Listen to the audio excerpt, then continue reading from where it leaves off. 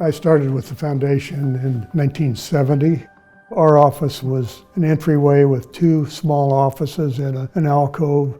Record keeping at that point consisted of a huge rotary box with little boxes of cards that gifts were handwritten on those cards.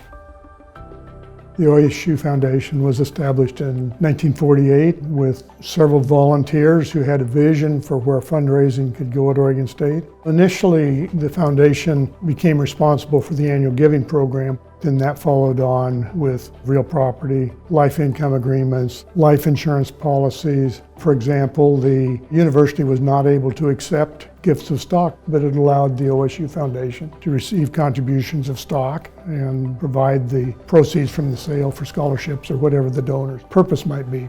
We were able to take on projects for the university like the LaSalle Stewart Center. When it was completed, it was actually donated back to the university. The Trysting Tree Golf Club was built primarily through the efforts of Nat Justina, one of our prominent alumni, as a for-profit, wholly owned subsidiary of the foundation. 1948, I believe, the total assets of the foundation were $10,000 some dollars, and it took almost 20 years before the foundation reached $1 million. It just grew rapidly after that. Total assets, $280 million or so in the late 1990s. Up until that time, the colleges were doing their own fundraising. I can remember the days when I would probably get, easily 4 different requests for help from 4 different areas of the university. And 1995, 2000, somewhere in that range, the state began to pull back from its per student funding. And as that happened, students began to feel the pain and the pressure. Tuition got more expensive, more difficult for lower income families to be able to afford to come to OSU. So it was decided that we would take fundraising from the university, put it into the foundation so that we could begin to get a more uniform approach. Dr. Risser recognized and acknowledged publicly that fundraising was part of his job. One of the difficulties to start with is we didn't know much about one another. And there was this notion that if you were fundraising, the only way you could do it would be bragging. And when you think about Oregon State being one of 2 universities in the United States with 4 designations of grant, that's pretty incredible. And it moved us to the point of being able to say, we can talk about this now because we have a story to tell. I think that Ed Ray showed an enormous amount of courage when he declared, right after he was hired, that we were in the quiet phase of a university-wide strategic campaign. He fully understood what a campaign can do to galvanize a university, understood the power of a comprehensive campaign in also getting people to work together and to be understanding of the value that each brings to the whole. And then he hired Mike Goodwin. Mike ran the Washington State campaign and then 2 campaigns at Georgetown, so he brought enormous credibility with him. We raised $1.1 billion, 106,000 donors, and 201 gifts of $1 million or more. The campaign had an awful lot to do with the Oregon State that is today. I think the comprehensive campaign helped us to raise our eyes to a horizon that allowed Oregon State to really live up to its potential. And we all needed to believe that. And our current campaign, believe it, I believe we do. Our donors have already stepped forward in the Believe It campaign with gifts of more than $1 billion. We have received more gifts of $1 million or more in the first phase of this campaign than we did in the entire last campaign.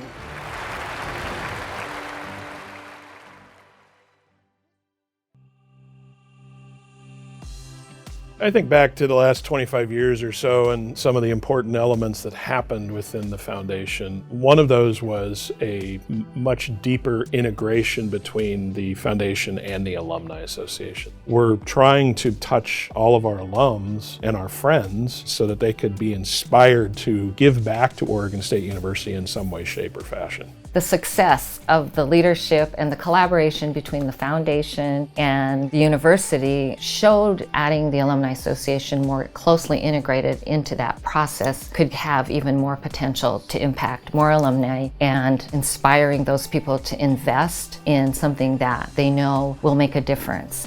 One of the foundation's key roles is to be a conduit between the university and state and local government, getting our story out and helping legislators understand who we are, helping business leaders understand what's the amazing things happening in Oregon State through the Beaver Caucus. That becomes an advocacy group that allows for a familiar level of interaction with local legislators that can see the power of what we're doing and understand more about the Oregon State University story.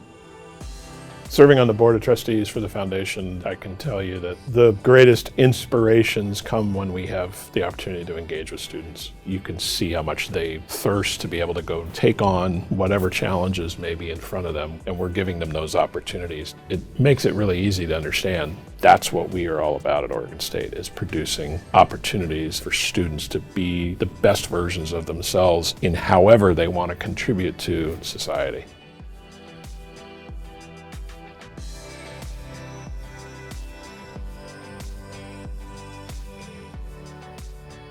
I'm Tari Tan, and I'm the Assistant Dean for Educational Innovation and Scholarship in the Office of Graduate Education at Harvard Medical School.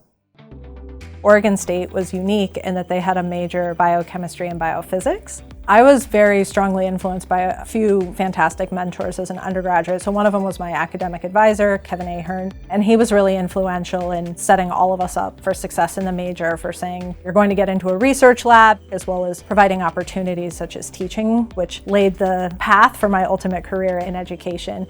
Having the scholarship and the financial support that I received from Oregon State really was transformative, both in terms of my decision making and going to OSU, which I'm so happy that I did. It was the best decision I could have made, but also then my experience as a student, having that financial support from donors allowed me to take advantage of all of the academic, professional development, social resources, and so many students have had similar experiences, not having to worry about the financial burden of attending school.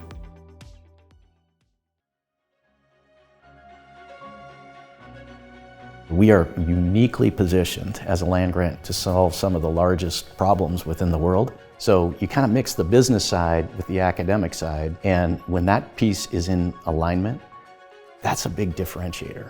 If you didn't have that kind of alignment early on, we would not be where we are today. Now with Jayati and Sean, we got all the fundamentals. That's how you're going to solve the world's problems, and that's why we're going to thrive even more so going forward.